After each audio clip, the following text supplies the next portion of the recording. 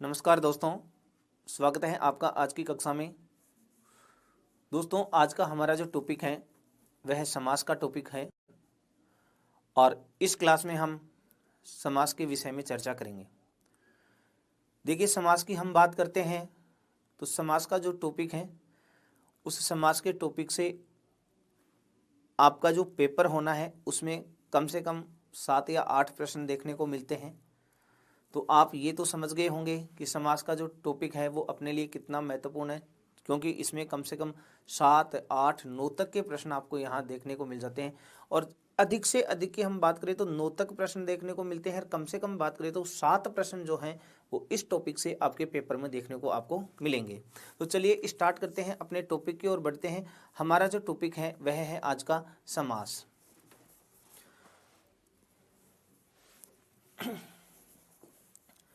सबसे पहले हम बात करते हैं समास शब्द की व्युत्पत्ति की। समास जो शब्द है, समास शब्द बना कैसे हैं, पहले तो इसके बारे में ध्यान देना। समास शब्द की व्युत्पत्ति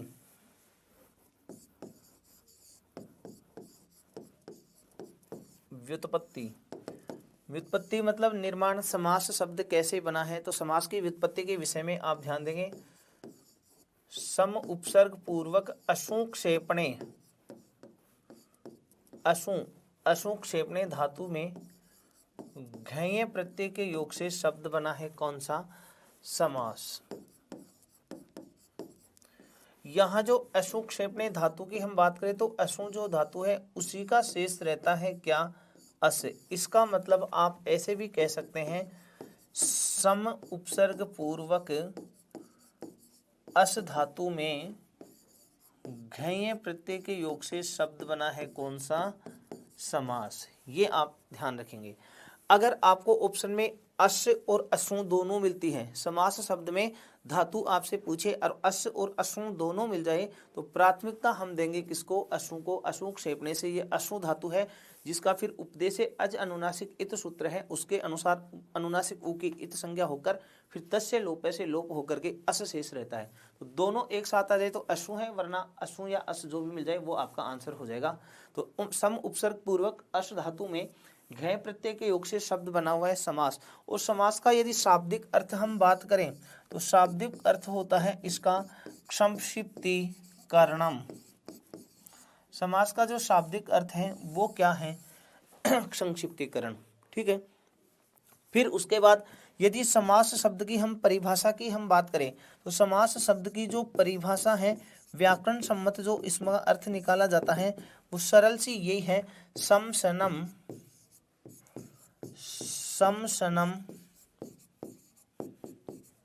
समास है। समसनम समास है। संक्षिप्तीकरण को ही क्या कहते हैं? समास। यहाँ समसनम जो शब्द है उसका अर्थ आप संक्षिप्तीकरण से लेंगे, मतलब पदों का जो संक्षिप्तीकरण है, पदों के संक्षिप्तीकरण को ही क्या कहा जाता है? समास कहा जाता है। ये आप विशेष ध्यान देंगे। ठीक है। फिर उसके बाद आगे अब कुछ सामान्य सी बातें हैं इस समास से संबंधित, वो चर्चा कर लेते हैं। देखिए, एक तो प्रश्न ये आता है विग्रह का लेकर। विग्रह किसे कहते हैं? तो वृत्त्यर्थावबोधकम वाक्यम विग्रह। वृत्त्यर्थावबोधकम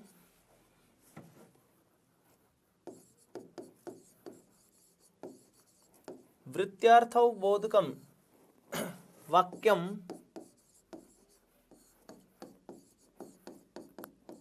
विग्रह। अर्थ समझे, वृत्ति का अर्थ को बताने वाला, वृत्ति के अर्थ को बताने वाला वाक्य विग्रह कहलाता है।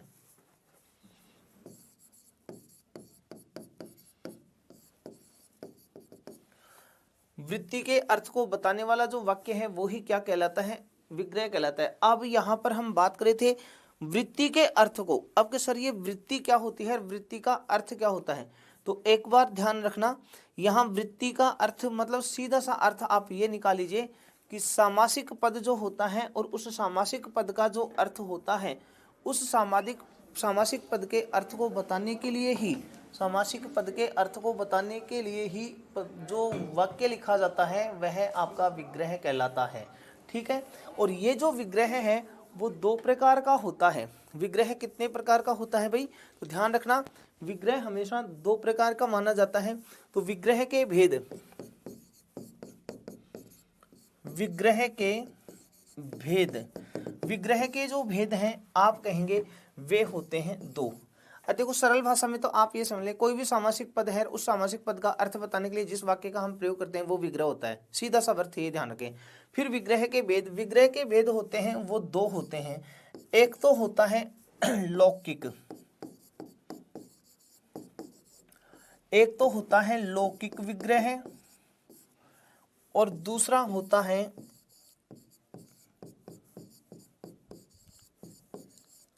अलौकिक विग्रह। लौकिक विग्रह और अलौकिक विग्रह। अब देखो सीधी सी बात आप ये ध्यान रखना, यदि हम बात करें कि लौकिक विग्रह और अलौकिक विग्रह में, तो संस्कृत शिक्षा विभाग की जो एग्जाम होती हैं उनमें जो विग्रह पूछे जाते हैं वे दोनों प्रकार के विग्रह पूछे जाते हैं, लौकिक और अलौकिक। लेकिन जैसे स्कूली शिक्षा की हम बात करें, जैसे अभी आप तैयारी सेकंड ग्रेड फर्स्ट ग्रेड में जो कर रहे हैं स्कूली शिक्षा की, तो स्कूली शिक्षा में प्रायः आरपीएससी द्वारा आज तक जो भी प्रश्न पूछे गए हैं वो सारे के सारे लौकिक विग्रह से पूछे गए हैं। तो लौकिक विग्रह और अलौकिक विग्रह होते क्या हैं, पहले इसके बारे में चर्चा करें। देखिए पढ़ना क्या है, किस तरीके से पढ़ना है, ये चीजें आपको विशेष ध्यान में रखनी होंगी, उसी के अनुसार हमें सिलेक्शन लेना है। मैंने आपको कहा यह वृत्ति कितने प्रकार की होती हैं, वृत्ति क्या कहलाते हैं, विग्रह क्या कहलाते हैं, ऐसे प्रश्न नए के होकर के सिलेबस में आपको सामान्य से नाम दिया गया। समास का सामान्य परिचय, मतलब जो समास के जो उदाहरण आ रहे हैं उन उदाहरणों में समस्त पद और विग्रह उनका सामान्य परिचय आपको ये सिलेबस में इंगित किया गया है। तो इसका मतलब आप ये समझिए, यहाँ से आपको सामासिक जो पद होंगे, समास विग्रह पूछ सकता है, उसका समस्त पद पूछ सकता है, उसमें समास का नाम पूछ सकता है, समास की जो परिभाषा है वो आपसे पूछ सकता है। ठीक है, तो यहाँ मैं विग्रह की बात बता दूं, विग्रह पर हम चल रहे थे उसकी चर्चा कर लेते हैं। विग्रह दो प्रकार के होते हैं, लौकिक और अलौकिक। अब ये लौकिक विग्रह क्या होता है, अलौकिक विग्रह क्या होता है, उसके बारे में सुनना। सबसे पहले लौकिक विग्रह,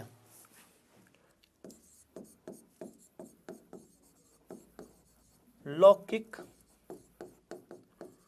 विग्रह, लौकिक विग्रह क्या होता है, लोक भाषा में प्रचलित,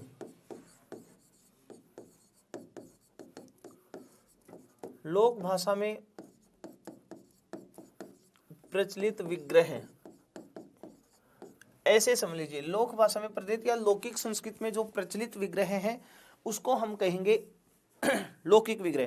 तो लोक भाषा में प्रचलित विग्रह, लौकिक विग्रह। जैसे कोई भी उदाहरण, अपन ने उदाहरण ये लिखा राजपुरुष,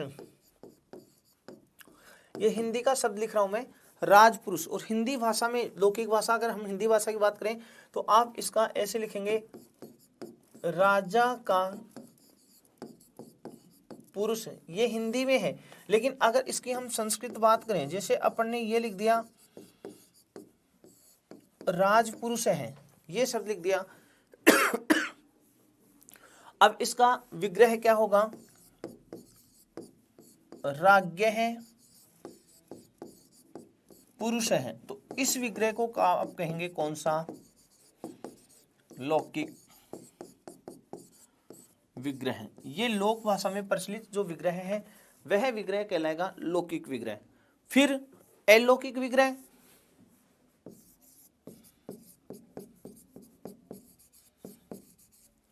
अलौकिक विग्रह जो है, अलौकिक विग्रह क्या होता है इसके विषय में सुना, प्रकृति प्रत्ययों का, प्रकृति प्रत्ययों का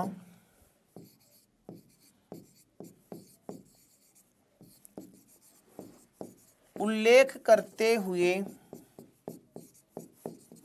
जो विग्रह किया जाता है,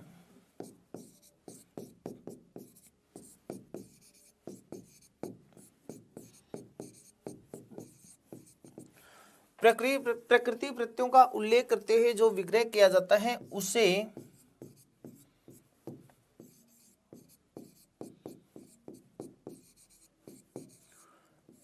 अलौकिक विग्रह कहते हैं। प्रकृति प्रत्ययों का उल्लेख करते हुए जो विग्रह किया जाता है उसे अलौकिक विग्रह कहते हैं। उदाहरण, जैसे आपके पास शब्द था राज पुरुष है। अब इसका यदि हमें अलौकिक विग्रह करना है तो अलौकिक विग्रह कैसे करेंगे उसको आप ध्यान से समझना।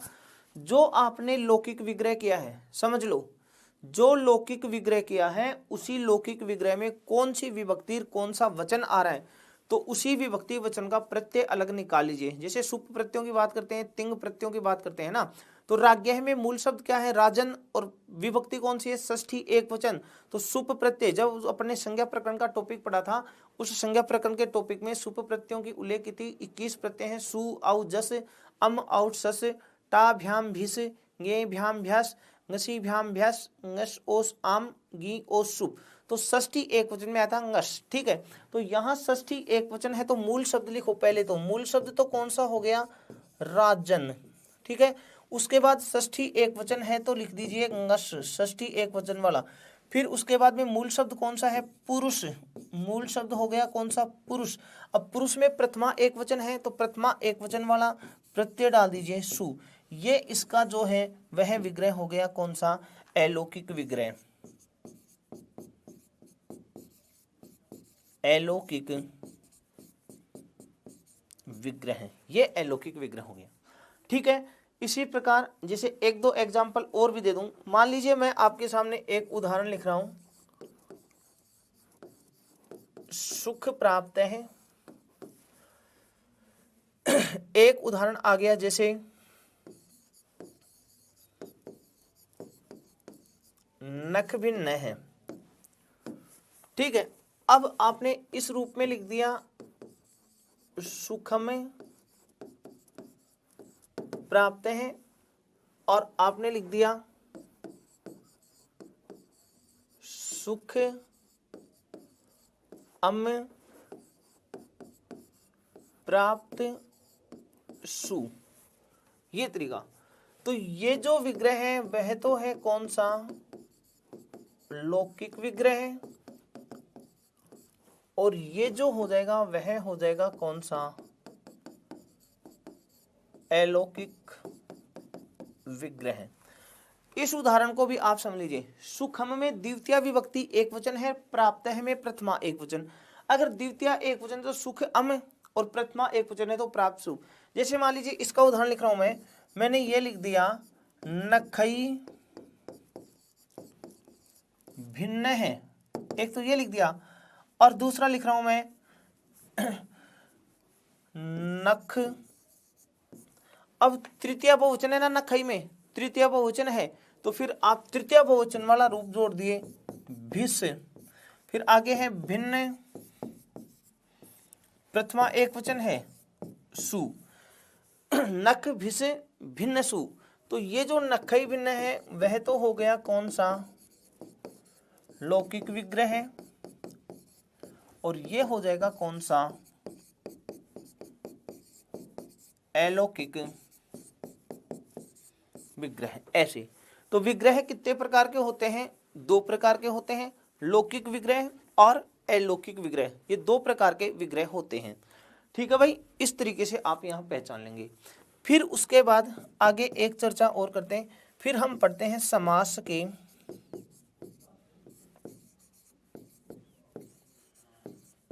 भेद। समास के भेद की हम बात करें तो समास के जो भेद हैं वो कितने माने हैं? 5 माने गए हैं। पंचधा समास के भेद हैं वो कितने हैं? 5 हैं। अब वे जो 5 भेद हैं वे कौन कौन से हैं? तो 5 भेदों में पहला जो है वह तो है केवल समास। केवल समास। दूसरे की हम बात करें तो वह है अव्ययी भाव समास। तीसरा जो समास है वह है तत्पुरुष समास। और चौथा इसका जो भेद है वह है बहुव्रीहि समास। और पांचवा भेद, चौथा और पांचवा जो समास है वह है यहाँ पर आप कहेंगे द्वंद्व समास। ये समास के 5 भेद हैं, केवल समास, अव्ययीभाव समास, तत्पुरुष समास, बहुव्रीहि समास और द्वंद्व समास। अब हम 2 समास पढ़ते हैं, कौन सा, एक तो कर्मधारय समास और एक द्विगु समास। कर्मधारय और द्विगु, तो जो तत्पुरुष समास है उस समास का भेद है कौन सा, कर्मधारय। तत्पुरुष है, समानाधिकरण है कर्मधारय। कर्मधारय समास तो किसका भेद है, तत्पुरुष का। कर्मधारय तो भेद है तत्पुरुष का, और कर्मधारय का जो भेद है वह है कौन सा, द्विगु समास। आप ये बात अलग से ध्यान रखना कि कर्मधारय समास तत्पुरुष समास का भेद है, और फिर उसी प्रकार के द्विगु समास जो है वो कर्मधारय समास का भेद है। ये 5 समास हैं, इनके नाम इस तरीके से याद रखेंगे। पहला समास है केवल समास, दूसरा समास अव्ययीभाव, तीसरा तत्पुरुष, चौथा बहुव्रीहि और पांचवा द्वंद्व।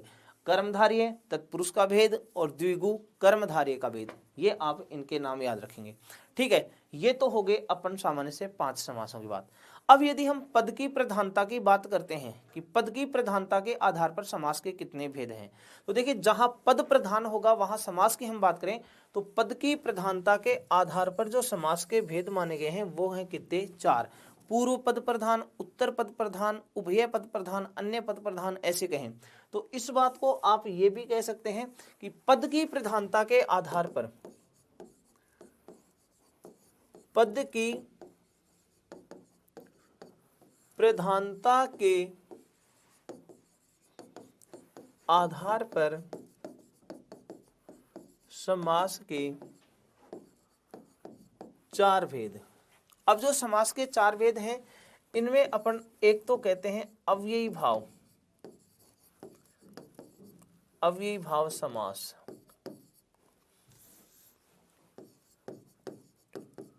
और अव्ययी भाव समास होता है पूर्व पद प्रधान, पूर्व पद प्रधान। यदि हम दूसरे की हम बात करें तो तत्पुरुष, तत्पुरुष समास। तत्पुरुष की हम बात करें तो आप ऐसे कहेंगे उत्तर पद, उत्तर पद प्रधान। फिर तीसरा हो गया बहुव्रीहि, इसमें होता है अन्य पद प्रधान, अर्थात न तो पूर्व पद प्रधान होगा न उत्तर पद प्रधान होगा, बल्कि दोनों मिलकर के तीसरे अर्थ को जहां प्रकट करेंगे उसे कह देंगे बहुव्रीहि समास। और चौथा जो होता है वह है द्वंद्व,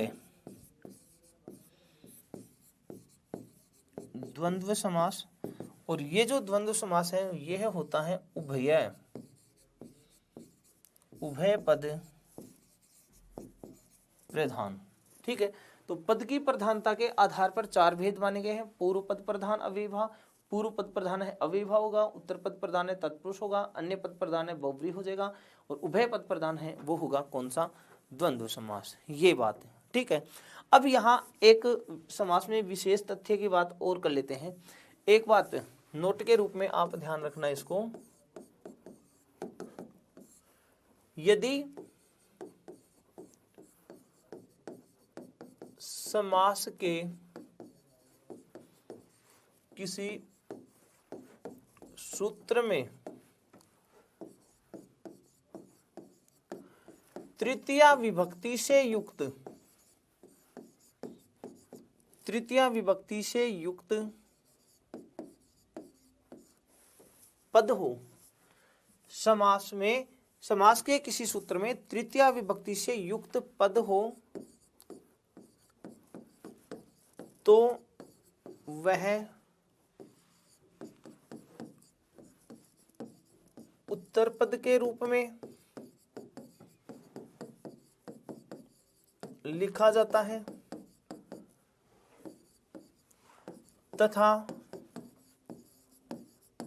प्रथमा विभक्ति से युक्त प्रथमा विभक्ति से युक्त पद हो तो वह पूर्व पद के रूप में लिखा जाता है।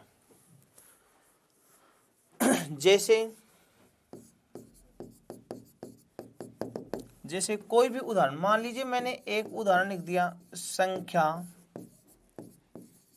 वंशेन, ऐसे नाम डाल दिया, ये कोई सूत्र है, अविभाव समास में आएगा ये, अपन वहां पढ़ लेंगे कौन सा, मैं एक समझाना चाह रहा था। अब यहाँ पर जो संख्या पद है इसमें तो विभक्ति है कौन सी, प्रथमा विभक्ति, और वंशे जो पद है इसमें विभक्ति है कौन सी, तृतीया। ठीक है, अब यहाँ पर आप देखिए जो संख्या शब्द होगा वो प्रथमा विभक्ति का रूप है, तो इसका मतलब जो समस्त पद आएगा उसमें संख्या पद पहला होगा। और वंशेन, वंशे सूचक जो पद है इसमें तृतीय विभक्ति है, तो वंशे सूचक शब्द है वो बाद में आएगा। जैसे उदाहरण के द्वारा आपने ये उदाहरण लिख दिया, द्वि और मुनि। अब यहाँ पर पहले संख्या शब्द दो ही क्यों आया क्योंकि संख्या पद में प्रथमा विभक्ति दे रखी है, इसलिए ये संख्या शब्द पहला पद होगा। वंशे सूचक शब्द मुनि है, उसमें वंशे में तृतीय है, तो वंशे सूचक शब्द जो मुनि आपने लिखा है वो द्वितीय पद होगा। मैं ऐसे समझाना चाह रहा था। ठीक है, तो आप ये कहें कि अगर कोई शब्द आ रहा है और उस शब्द में यदि कोई शब्द शब्द नहीं, सूत्र, जो सूत्र आ रहा है उस सूत्र में अगर किसी पद में प्रथमा विभक्ति का प्रयोग है तो प्रथमा विभक्ति वाले जो शब्द हैं वो समस्त पद में पहले लिखे जाते हैं, और तृतीय विभक्ति से युक्त जो शब्द होता है वो समस्त पद में द्वितीय पद के रूप में आते हैं। ये एक विशेष ध्यान रखेंगे। तो सर ये प्रथमा वाले का प्रयोग पहले ही क्यों किया गया है, तो कौन से पद का प्रयोग पहले करें, तो इसके लिए यहाँ आपके एक नाम आता है उपसर्जन संज्ञा।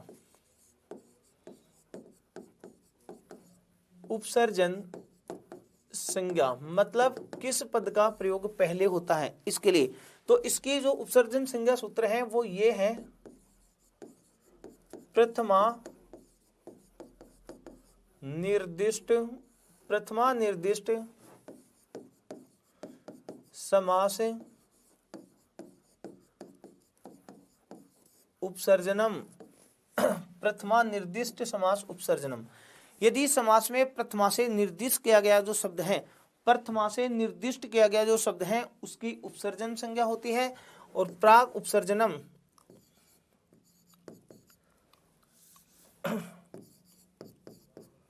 प्राग उपसर्जनम, जो उपसर्जन संज्ञक होगा उसका प्रयोग प्राग का मतलब पहले, जो उपसर्जन संज्ञक पद होगा उसका समस्त पद में पहले प्रयोग किया जाएगा।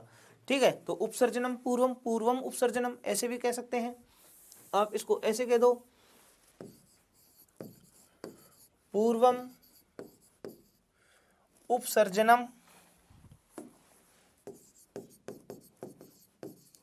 तो भी वर्त चलेगा। उपसर्जन संज्ञक जो पद होगा पूर्वम वो पूर्व पद के रूप में आएगा। ऐसे आप दोनों में से कोई सा भी अर्थ निकाल सकते हैं।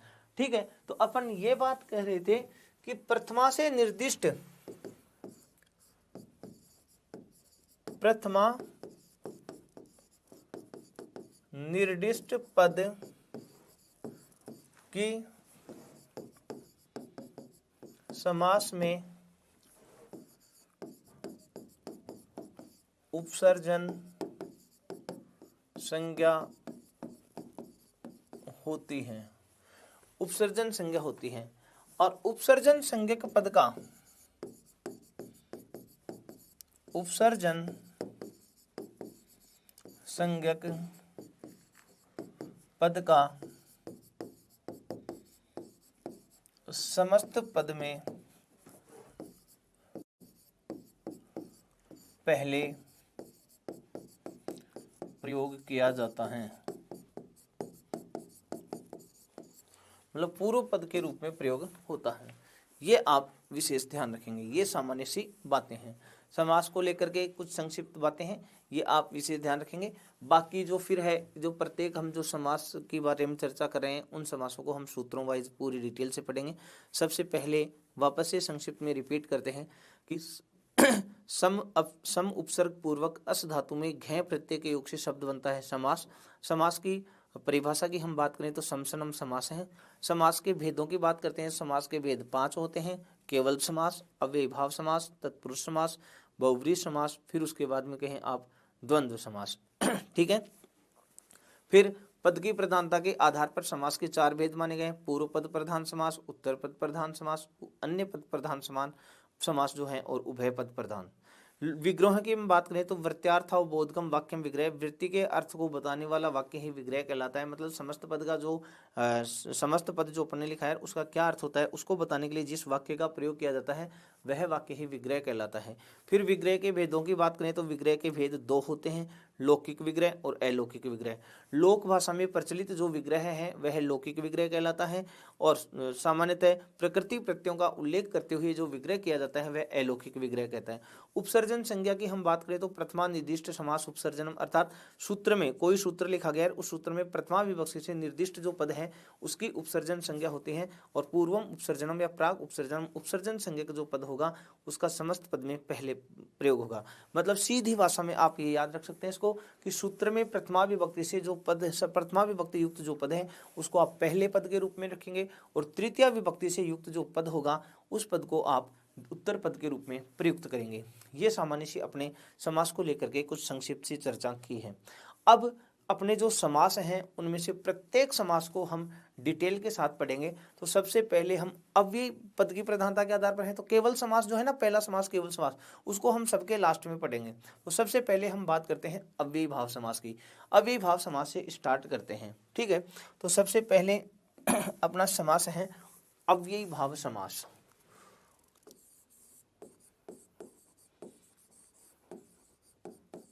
अव्ययी भाव समास। अव्ययी भाव समास क्या है? परिभाषा,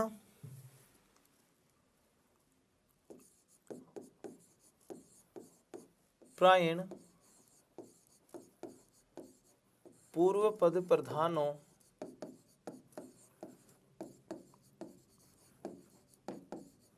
अव्ययी भाव है। प्रायण पूर्व पद प्रधानों अव्ययी भाव है, या सीधी सी परिभाषा आप ये याद रख लीजिए, पूर्व पद प्रधानों अव्ययी भाव है। जिस समास में पूर्व पद की प्रधानता होती है उसे ही कौन सा समास कहते हैं? अव्ययी भाव समास कहते हैं। ठीक है, तो अर्थ ये लिख लेना, जिस समास में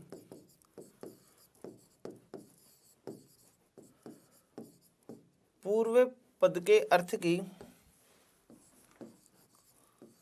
पूर्व पद की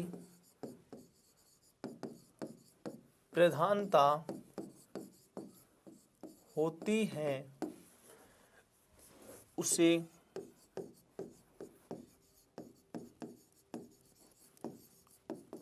अव्ययी भाव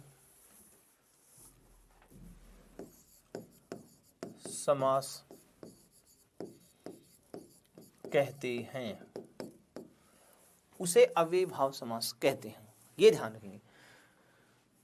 जिस समास में पूर्व पद की प्रधानता होगी उसे ही हम कौन सा समास कहेंगे?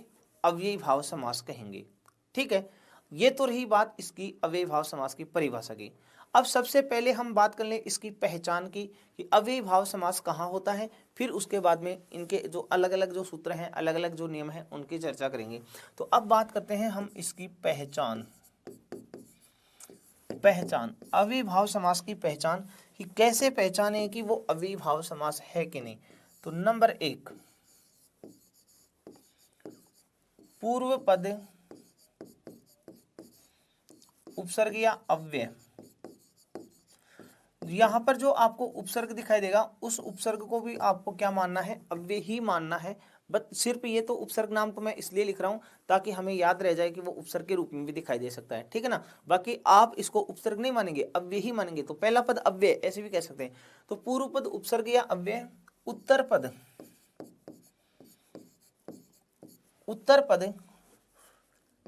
संज्ञा, उत्तर पद होगा संज्ञा, और वह भी कौन से लिंग में, नपुंसक लिंग, नपुंसक लिंग एक वचन। नपुंसक लिंग एक वचन की पहचान आप इससे कर लेना, अम ई उ। ये विसर्गों का प्रयोग नहीं लिख रहा मैं, अम ई उ, वहां पर नपुंसक लिंग एक वचन की पहचान में आपके पास दिखाई देंगे। तो पहला पद उपसर्ग या अव्यय होगा, उत्तर पद संज्ञा पद होगा, और वह नपुंसक लिंग एक वचन में। एक पहचान हो गई। दूसरी पहचान आप क्या कह सकते हैं, पूर्व पद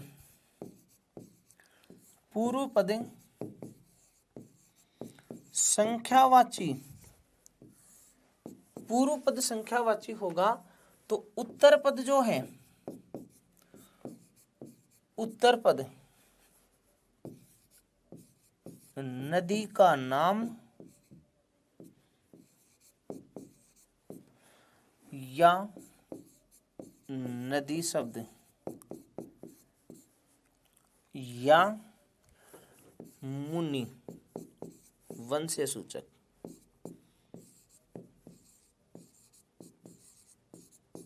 वंश सूचक मतलब द्विमुनि त्रिमुनि, ऐसे। ये दूसरी पहचान हो गई आपकी। तीसरी पहचान की हम बात करें तो पूर्व पद जो है वह आपको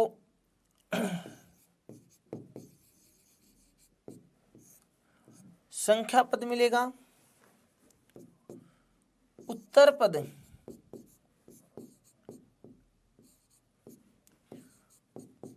परी। चौथी पहचान आप क्या करेंगे,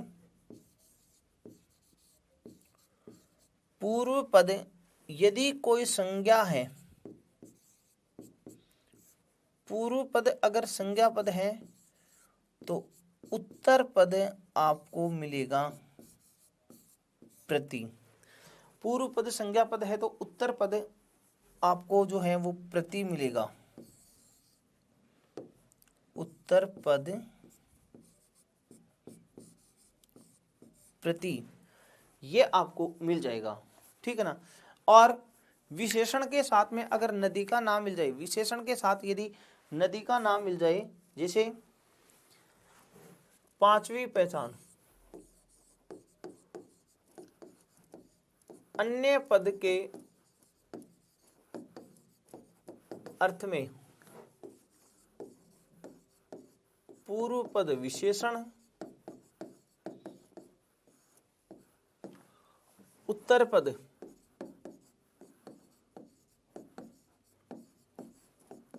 नदी का नाम। ये पांच पहचान हो गई आपके अव्ययीभाव समास की। मोटी मोटी ये पांच पहचान आप ध्यान रखेंगे, वहां आपको अव्ययीभाव समास मिल जाएगा। पांचों के उदाहरणों की हम बात करें, जैसे कोई भी उदाहरण ले लीजिए, मान लीजिए जैसे अपन ने लिखा उपकृष्णम, दूसरा लिख दिया जैसे द्विमुनि, तीसरा आ गया जैसे पंच गंगम, चौथा आ गया जैसे एक परी, द्विपरी, ऐसे। इसी प्रकार जैसे कि शाक प्रति, इसी प्रकार अपन कहें जैसे उन्मत्त, गंगम, ऐसे मैं समझाना चाह रहा था, ठीक है। तो ये पहचान, ऐसे कुछ पद अगर आपको मिल जाएं तो आप वहां पर अव्ययीभाव समास बताएंगे।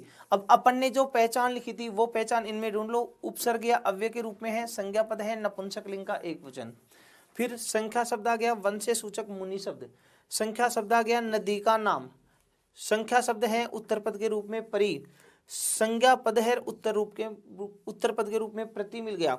यहाँ पर उन्मत्त यानी उफनती हुई ये विशेषण के रूप में है और ये नदी का नाम मिल गया। तो ऐसे अगर पद आपको मिलते हैं तो इन सब में अपना जो समास हो जाएगा वह होगा कौन सा, अव्ययी भाव समास। ठीक है ना। तो इस तरीके से आप ये पहचान जो अपन ने लिखी है, मैंने एक एक एग्जाम्पल मत बताए तो मात्र कि हम कौन सा समास करें कौन सा नहीं। तो आप ये ध्यान रखें जो अपन ने 5 पहचान लिखे हैं उन 5 पहचानों के अगर आपको उदाहरण मिल रहे हैं तो फिर आप वहां पर अव्ययी भाव समास बता देंगे। पहचान से आप समास का नाम ढूंढ सकते हैं। ठीक है। अब ये जो अपन पहचान लिख रहे हैं इन पहचानों के द्वारा जो समास होते हैं कौन से सूत्र से होते हैं, किस रूप में होते हैं, इन सब की अब जो है हम डिटेल से चर्चा करते हैं। तो सबसे पहली जो पहचान अपन ने लिखी है, पूर्व पद उपसर्ग या अव्यय के रूप में होगा और उत्तर पद जो है वो नपुंसक लिंग एकवचन में होगा। तो सुनिए इसके बारे में सुनिए। आप कहें अव्ययी भावश्च,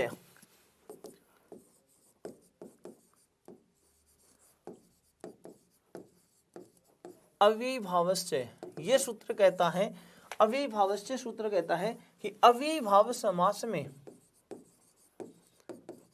अव्ययी भाव समास में समस्त पद नपुंसक लिंग एकवचन में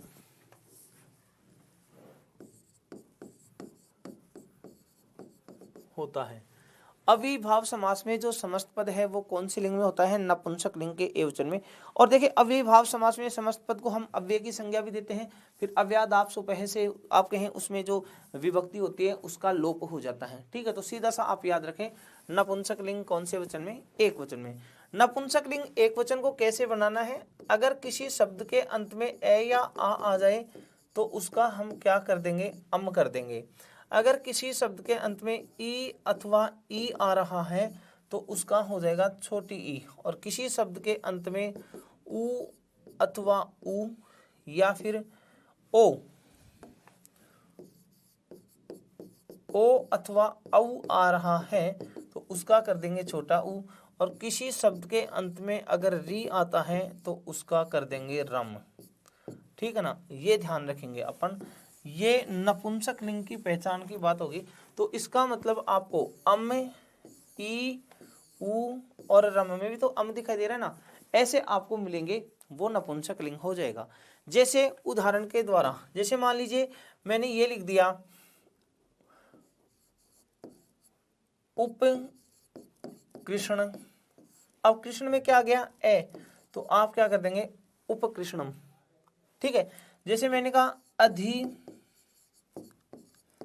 लता, लता था ना, अब लता में आ रहा है तो आ है ना तो इसका भी अम कर दो तो अधिलतम। तो यहां पर ए का अम आ का अम। जैसे आपने कहा अनु हरि, तो हरि में ई है तो ई रह जाएगा, उप विष्णु तो ऊ है तो ऊ ही रह जाएगा, विसर्गों का प्रयोग नहीं होगा। जैसे अपन बात कहें गो शब्द है गौ, तो जैसे कि उप गु, नौ शब्द है नौ तो कहेंगे उप नु, ऐसे। तो ओ से अंत हो रहे हैं तो ऊ कर देंगे, औ से अंत होने वाला है तो भी ऊ कर देंगे। री जैसे से, अब पितृ शब्द है ना, तो पितृ में जो री है तो री का आप कर दो रम तो रू बन जाएगा पितरम। ऐसे ये नपुंसक लिंग की पहचान आप ऐसे कर लेंगे। ये मैंने नपुंसक लिंग की पहचान बताई कि विग्रह वाक्य में अगर हम पद देखें और उसके अंत में कौन सा स्वर आ रहा है उन स्वरों को आप नपुंसक लिंग में अगर प्रयोग करना है तो इस तरीके से कर दीजिएगा। ठीक है। अब जो अपन पहचान लिखी थी वो सूत्र में चलते हैं। अब पहला सूत्र जो है इसका पहला नियम है अव्यम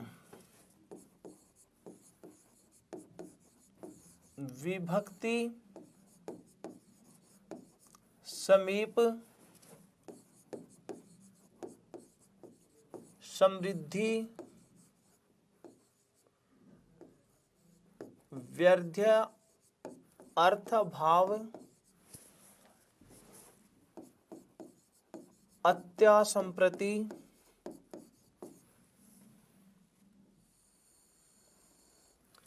अव्यम विभक्ति समीप समृद्धि व्यर्थ अभाव अत्यासंप्रति शब्द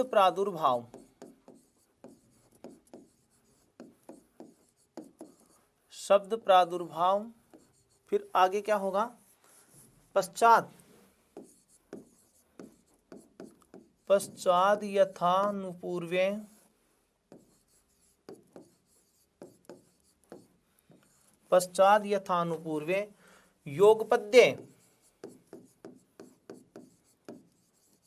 योगपद्ये सादृश्य संपत्ति साकल्यान्त वचनेषु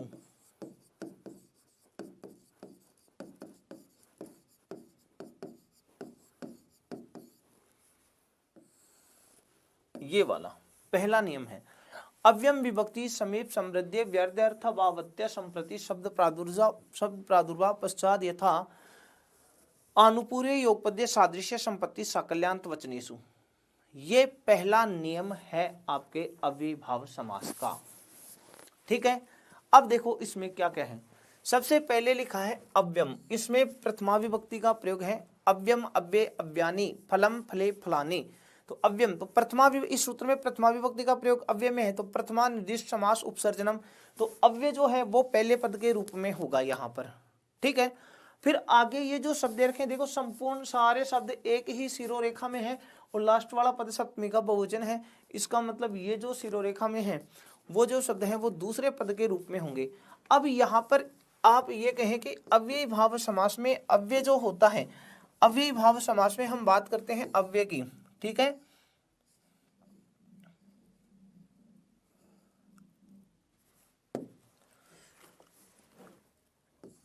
अव्ययी भाव समास में अव्ययी भाव समास में अव्यय विभक्ति समीप आदि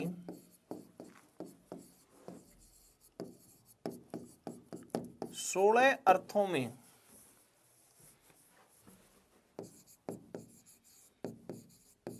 प्रयुक्त होते हैं। कितने अर्थों में प्रयुक्त होते हैं? 16 अर्थों में। अब ये 16 अर्थ विभक्ति समीप आदि, अब यहाँ पर जो 16 अर्थ हैं वो कौन कौन से हैं? इस जो सूत्र में ये जो नियम अपन ने लिखा है इसमें 16 अर्थों पर ध्यान देंगे। नंबर 1 विभक्ति समीप समृद्धि, फिर उसके बाद में है व्यर्धि, व्यर्धि से यहाँ से संधि विच्छेद करेंगे तो अर्थ धन अभाव, तो व्यर्धि, फिर उसके बाद में अभाव। ठीक है, फिर यहाँ अत्यय, फिर असंप्रति, फिर शब्द प्रादुर्भाव। ठीक है, उसके बाद में पश्चात, फिर यथा, फिर अनुपूर्व, योगपद्य, सादृश्य, संपत्ति, साकल्य, अंतवचन। ये जो 16 अर्थ हैं इन 16 अर्थों में अव्यय प्रयुक्त होता है। 1 2 3 4 5 6 7 8, इसके बाद 9 10 11 12 13 14 15 16 अर्थ हो गए। इन 16 अर्थों में आपके अव्यय आएगा। अब कौन से अर्थ में कौन सा अव्यय आता है तो सुनिए। नंबर 1 पहले ये जो 16 अर्थ और उनके जो अव्यय हैं वो लिख लेते हैं, फिर इनके उदाहरणों की ओर बढ़ेंगे। ठीक है, पहले आपके पास लिखा हुआ है विभक्ति। विभक्ति अर्थ में, तो विभक्ति अर्थ में आपको जो अव्यय मिलेगा वह मिलेगा कौन सा? अधि।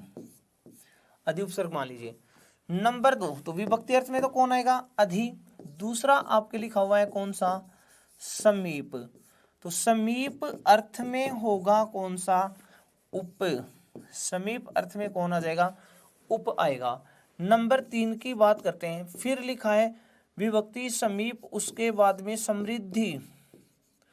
समृद्धि अर्थ में फिर होगा आपके सु। ठीक है, फिर उसके बाद में नंबर 4 की बात करें तो लिखा हुआ है व्यर्धि।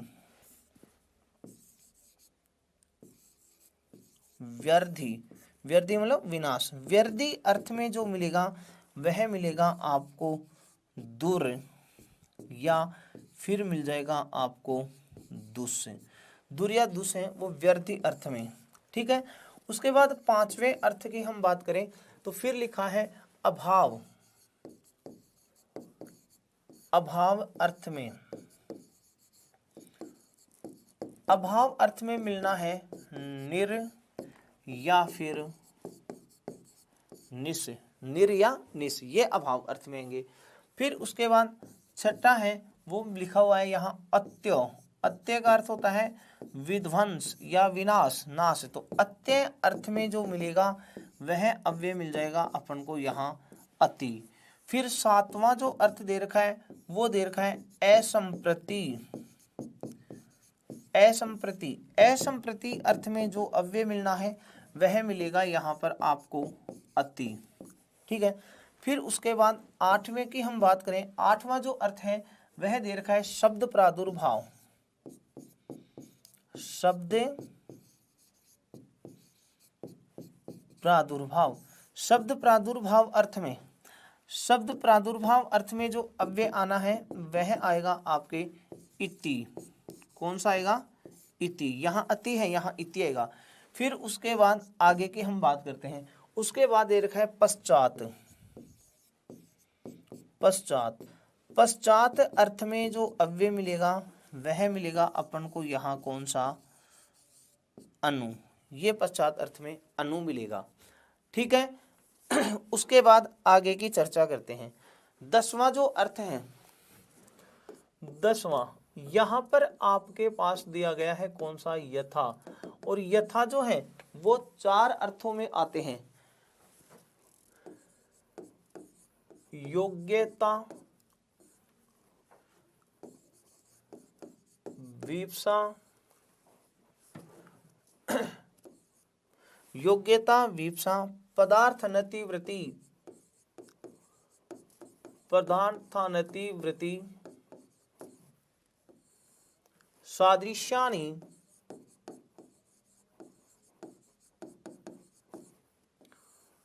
यथार्थः।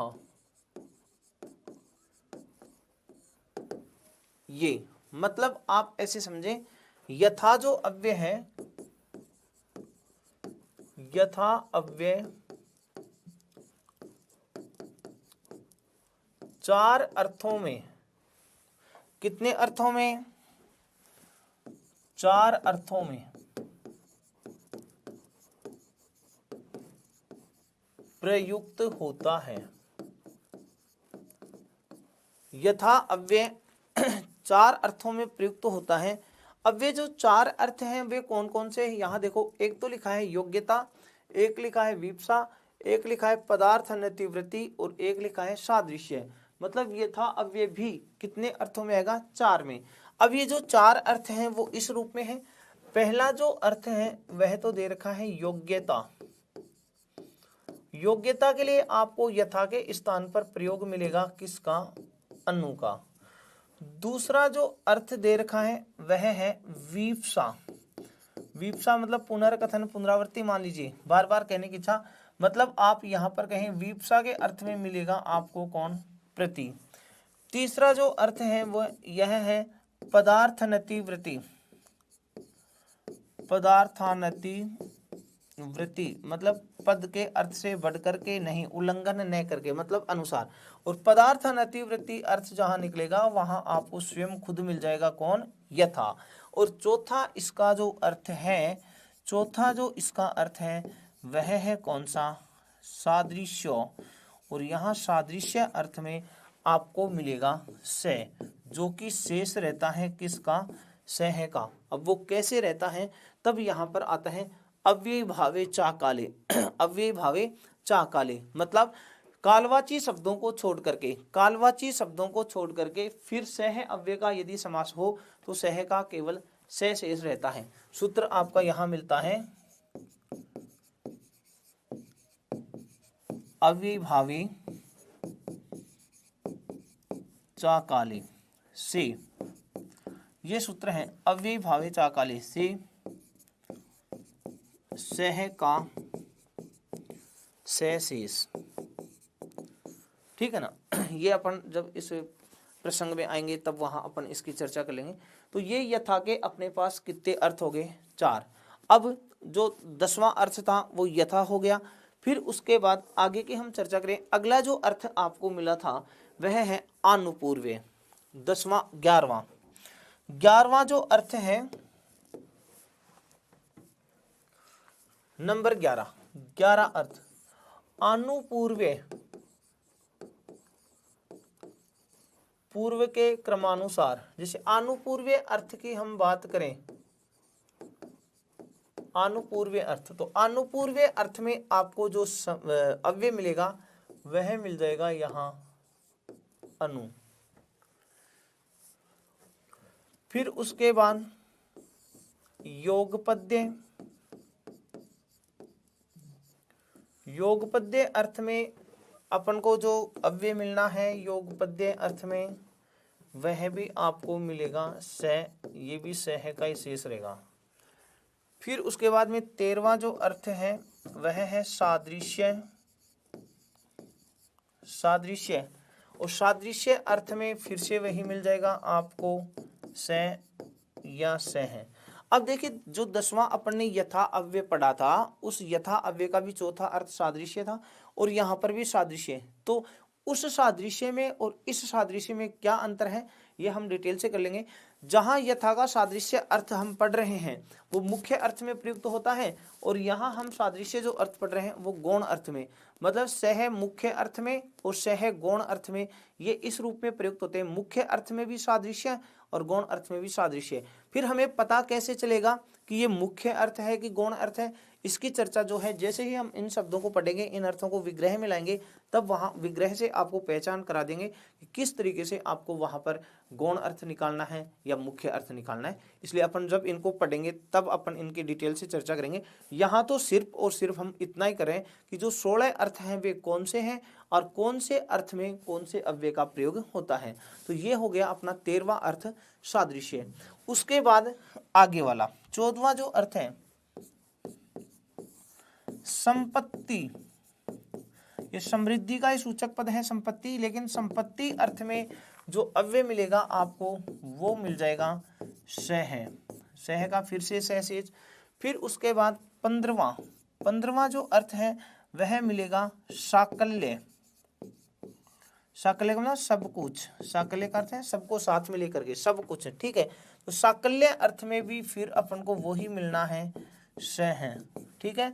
और अंत का जो 16वां अर्थ है वह है अंत, या आप ऐसे कहें अंतवचन, और अंतवचन अर्थ में जो अव्यय मिलेगा वह भी अपन को सह ही मिलेगा, वो जो कि जिसका सह का शेष रहता है, ठीक है। तो ये अपन ने 16 अर्थों की बात की कि अव्यय भाव समास में अव्यय जो है वो कितने अर्थों में आता है, 16 अर्थों में आता है। और वे जो 16 अर्थ हैं वे कौन कौन से हैं, अभी आपने इस तरीके से पढ़ा कि 16 अर्थ जो हैं वो है विभक्ति, विभक्ति अर्थ में अधि, समीप अर्थ में उप, समृद्धि अर्थ में जो है सु मिलेगा, व्यर्थी अर्थ में दुर या दुष मिलेगा, अभाव अर्थ में निर या निस आएगा, अत्य अर्थ में अति, असंप्रति अर्थ में अति, शब्द प्रादुर्भाव अर्थ में इति, पश्चात अर्थ में अनु, फिर उसके बाद यथा, यथा के 4 हो गए, योग्यता अर्थ में अनु, विवसा अर्थ में प्रति, पदार्थान्वयी अर्थ में यथा, सादृश्य अर्थ में सह, और फिर उसके बाद अपन बात करें आगे के जो अर्थ हैं, अनुपूर्व अर्थ में अनु, योगपद्य में सह, सादृश्य में सह, संपत्ति में सह, साकल्य में भी सह और अंतवचन में भी सह। ये 16 अर्थ हैं जिनके साथ ये अव्यय होने हैं। ये तो रही बात अपने अर्थ की और अव्यय की। अब ये जो अर्थ आए, ये जो अव्यय आए, इन अव्ययों के या इन अर्थों के हम जो हैं एक एक उदाहरणों से समझते चलते हैं। विग्रह का तरीका पढ़ेंगे, कहाँ पर कैसे विग्रह होता है, और फिर उस रूप में हम इनकी चर्चा डिटेल से करते हैं। तो चलिए अब आगे बढ़ते हैं। हाँ, अब देखो आगे बढ़ते हैं। अब विग्रह आदि में हम पहचानेंगे, जैसे मान लीजिए मैंने ये कहा ये सह है जो 5 जगह आ गया, तो अब कैसे पहचाने कि यहाँ सादृश्य अर्थ निकालें कि संपत्ति निकालें, ठीक है। अनु है वो 3 जगह आ गया, योग्यता में भी आ गया, पश्चात में भी आ गया, अनुपूर्व में आ गया, तो योग्यता निकालेंगे, पश्चात निकालेंगे, अनुपूर्व। अति जो है वो 2 जगह आ गया, 2 जगह अत्य अर्थ में भी आ रहा है और असंप्रति अर्थ में भी आ रहा है। तो ऐसे जो पद हैं वहां पर किस तरीके से पहचान करें इन सब की चर्चा जो है अब हम डिटेल से करते चलते हैं, एक एक अव्यय को लेकर, उनके अर्थों को लेकर और फिर उनकी पहचान के साथ। ठीक है, तो चलिए बढ़ते हैं। सबसे पहला अपना जो अर्थ है, अपना जो अर्थ है वो ये है, नंबर 1 अधि। अधि आपको यदि अव्यय मिल जाए, समस्त पद में यदि आपको अधि अव्यय मिल जाए तो आप वहां अर्थ तो बताएंगे कौन सा, विभक्ति अर्थ।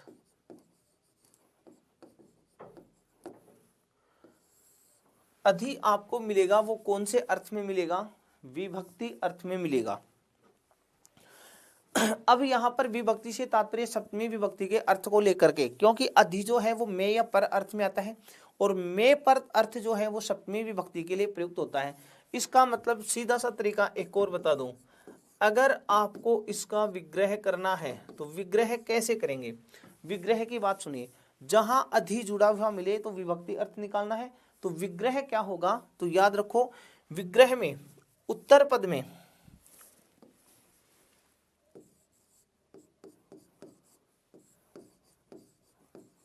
उत्तर पद में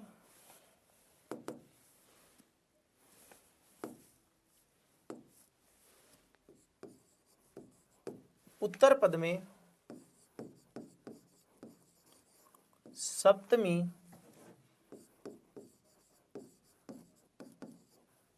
एक वचन, उत्तर पद में सप्तमी एक वचन, अंत में इति, सप्तमी एक वचन और इति, ये आपको मिलेंगे। अब ये जो इति है वो आपको वैकल्पिक मिलेगा। इति जो लिख रहा हूं मैं वो आपको वैकल्पिक मिलेगा। वैकल्पिक का मतलब है कि आपको विग्रह में इति मिल भी सकता है, अन्यथा न भी मिले। जैसे उदाहरण के द्वारा समझिए, मैं एक उदाहरण लिख रहा हूं आपके सामने, अधि हरि, प्रमुख उदाहरण इसका अधि हरि। इसी प्रकार जैसे उदाहरण लिख दूं मैं, अध्यात्मम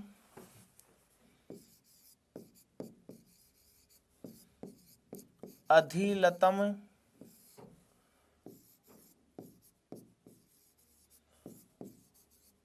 अधिकन्यम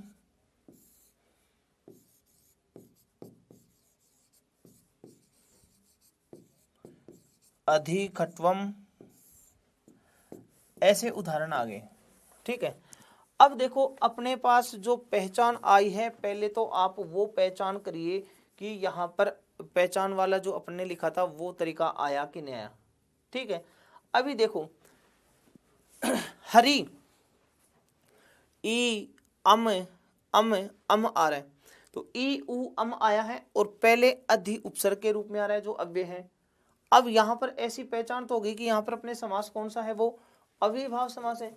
अब रही बात इसके विग्रह की, विग्रह क्या करें, तो विग्रह का तरीका मैंने आपको बता दिया, वो अपना लीजिए। विग्रह क्या करेंगे, उत्तर पद में, तो उत्तर पद कौन सा है, ये वाला।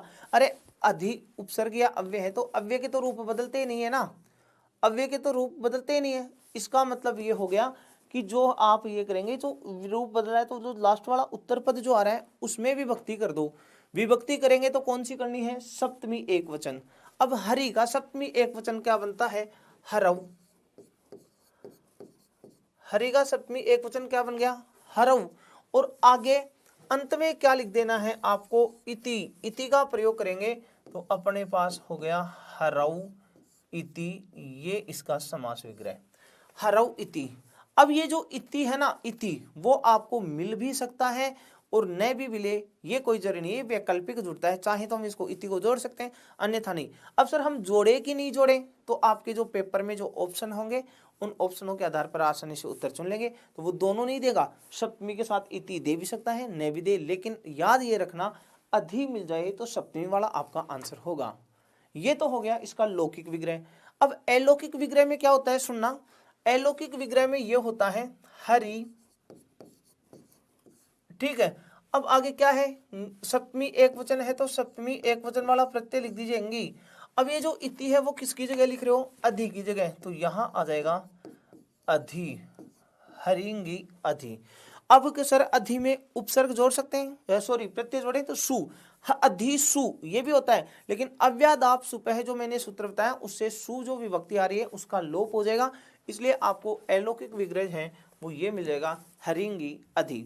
ऐसे आप अलौकिक विग्रह कर लेंगे। तो सभी में अलौकिक विग्रह तो ऐसे ही चलना है, जो सप्तमी वाला मूल शब्द आ जाएगा, सप्तमी का आ जाएगा, फिर आप अधि जोड़ देंगे। अब चलो दूसरा शब्द है अध्यात्मम, संधि विच्छेद किया तो अधिधन आत्मम, अध्यात्मम अधिधन आत्मम।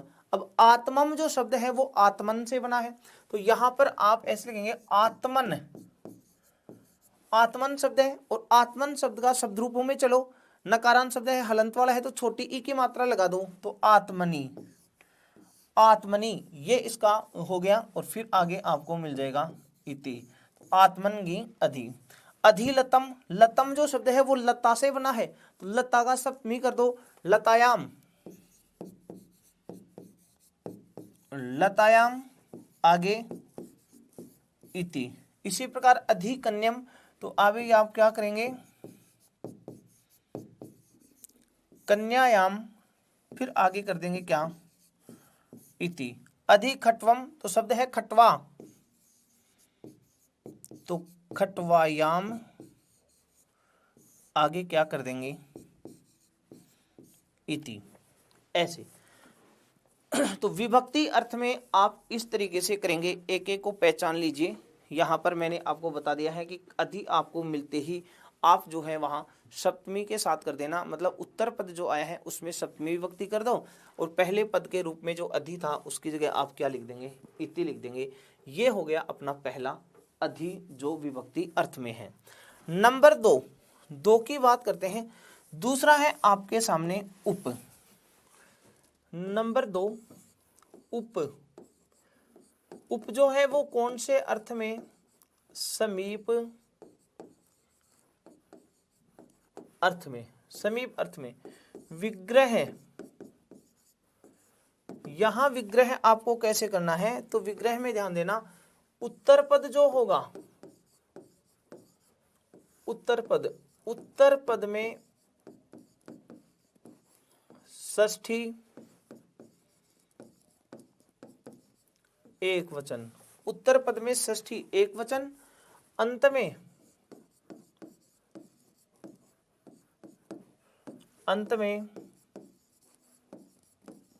समीपम, ये आप करेंगे। उत्तर पद में षष्ठी एक वचन, अंत में समीपम, ये इसका विग्रह का तरीका है। अब उदाहरण जैसे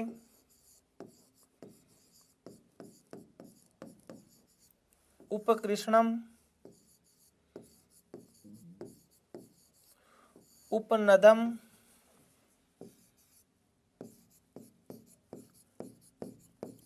उपजरसम, उपराजम,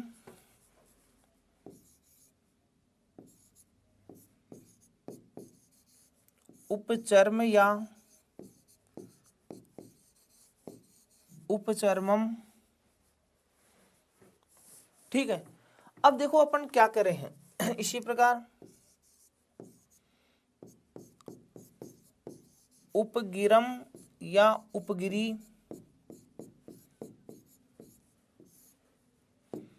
ठीक है।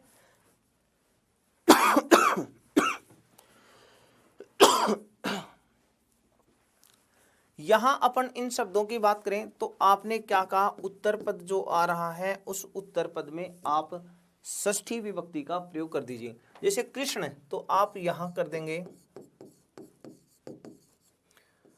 कृष्णस्य समीपम। उपनदम, तो नद्यः समीपम। उपजरसम, जरायाः, जर से सूत्र है उसके अनुसार जरायाः, जरायाः समीपम, ये जरा के स्थान पर ही आदेश हो जाता है कौन सा, जरस, जरा का जरस बनता है, तो जरायाः समीपम। उपराजम, राज्ञः समीपम। उपचर्म तो चर्मणः, चर्मणः समीपम। ऐसे ही उपगिरम या उपगिरी तो आप करेंगे गिरेः समीपम। उपाग्नि इसी प्रकार जैसे उपाग्नि तो आप करेंगे अग्नेः, अग्नेः समीपम, अग्नि के समीप।